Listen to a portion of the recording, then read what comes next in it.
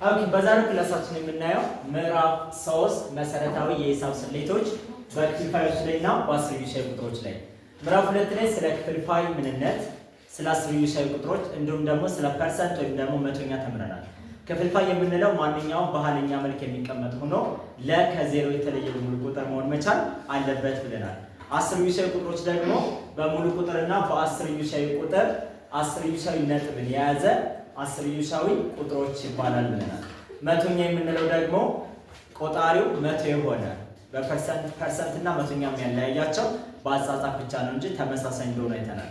እንዲሁም ፐርሰንትን ወደ አስርዮሻዊ ቁጥርና ወደ ክፍልፋይ መቀየር፣ ክፍልፋይን ወደ አስርዮሻዊ ቁጥርና ወደ ፐርሰንት መቀየር፣ አስርዮሻዊ ቁጥሮችን ወደ ክፍልፋይና ወደ ፐርሰንት መቀየር፣ ስለ ንግድ ቀረጥ እንዲሁም ደግሞ ስለ ወለድና ስለ ዋጋ ቅናሽ ምዕራፍ 2 ላይ አይተናል።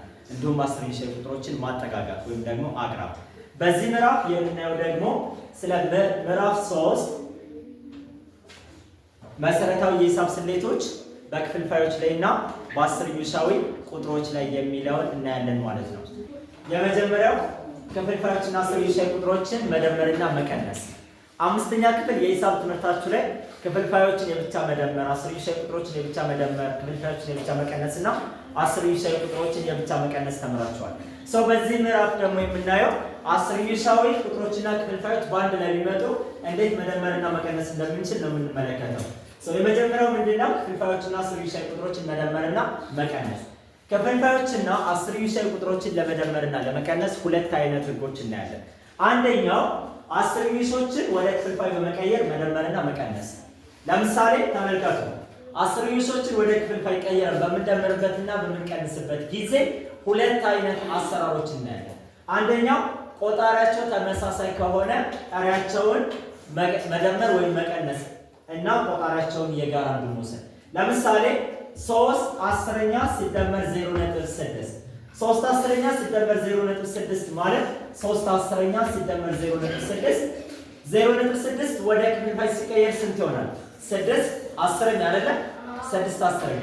ስለዚህ 3 አስረኛ ሲደመር 6 አስረኛ እኩል ይሆናል ጠሪያቸውን መደመር። ጠሪያቸው ስንት ነው? 3 እና 6 3 ሲደመር 6 9 10 ቆጣሪያቸው እንዳለ እንወስዳለን። 10 ነው። ስለዚህ 9 ስንተኛ?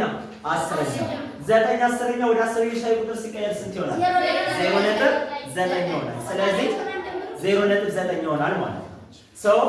ይሄኛውን ክፍልፋይ ወደ አስርዮሻዊ ቁጥር ቀይረን ብንሰራው ተመሳሳይ 0.9 ነው የምናገኘው ማለት ነው።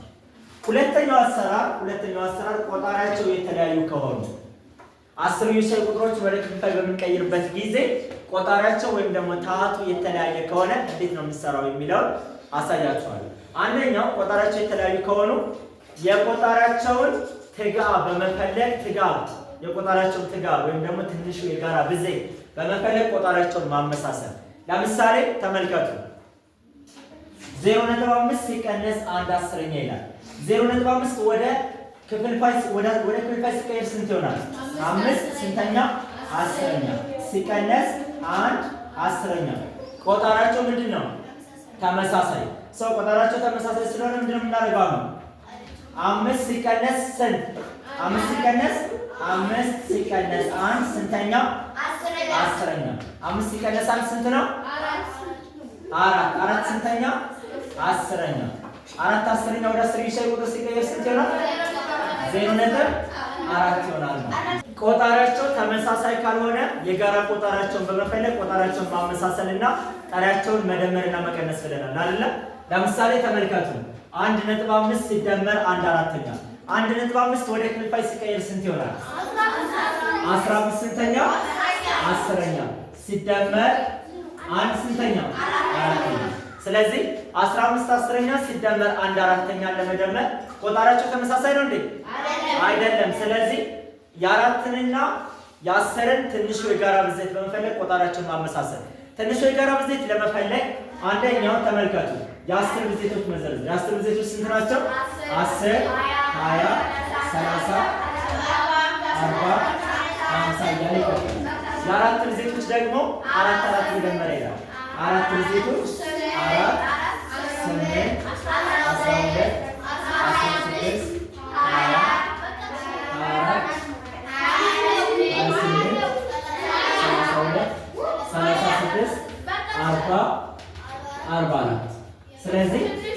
ብዜታቸው ማን ነው?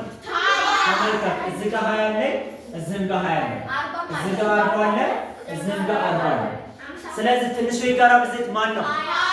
20 ነው። ሶ ቆጣራቸው ስንት ነው የሚሆነው? 20 እኩል ይሆናል ትሉና 20 ሲካፈል ለ10 20 ሲካፈል ለ10 ሁለት ጊዜ ሁለት ሲባዛ በጠሪው ማለት ነው። ሶ ሁለት ሲባዛ በ15 ሲደመር ሌላ አይነት አሰራር ደግሞ አሳያችኋለሁ። ሲደመር 20 ሲካፈል ለ4 5 ሲባዛ በ1 5 ሲባዛ በ1 ስለዚህ ሁለት ሲባዛ በ15 ስንት ነው? 30 30 ሲደመር 5 ሲባዛ በ1 5 ስንተኛ? 30 ሲደመር 5 35 35 ስንተኛ? ይቃለላል። ለ5 ለ5 ታካፍሉ 35 ሲካፈል ለ5 ስንት ነው? 35 ሲካፈል ለ5 7 20 ሲካፈል ለ5 4 ስለዚህ ስንተኛ? 7 አራተኛ 7 አራተኛ ወይም በሌላ አሰራር እንሰራለን። ተመልከቱ 1.5 ሲደመር 1 አራተኛ ማለት 1.5 ወደ ክፍልፋይ ሲቀየር ስንት ይሆናል? 15 ስንተኛ? 10ኛ ሲደመር 1 ስንተኛ? አራተኛ። ክፍልፋዮችን ለመደመር ቆጣሪያቸው ተመሳሳይ ካልሆኑ ክሪስ ክሮስ አባዙ።